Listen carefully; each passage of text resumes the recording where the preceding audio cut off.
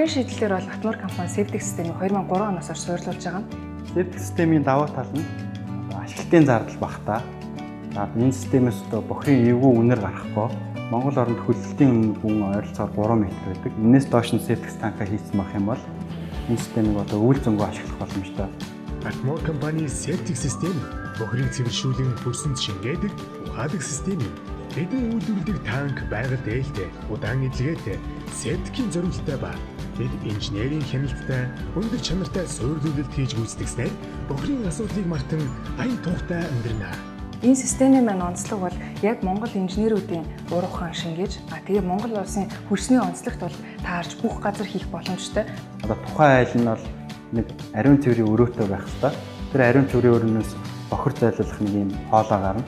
Тэр хоолойноос бид нэр залгуулад байшингаас хамгийн ойрдоо 3 м ч юм уу 6 м зайтай бүхрийн шугамыг 2.7 м-ийн хүнд дулаалгахтаа ухсраад септик сав руугаа орох байгаа.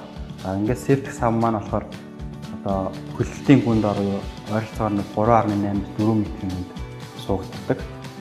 Энэ септик саваа тавьчаад дээр нь бид нэг лагс оруулах зорилготой хяналтын удаг тавьж өгнө. Энэнгээр болохоор 1-2 жил нөгөө тухайн айл маань лаг маань хэр байдгийг шинжиж үзээд лагаас оруулах юм хяналтын удаг хийж өгнө.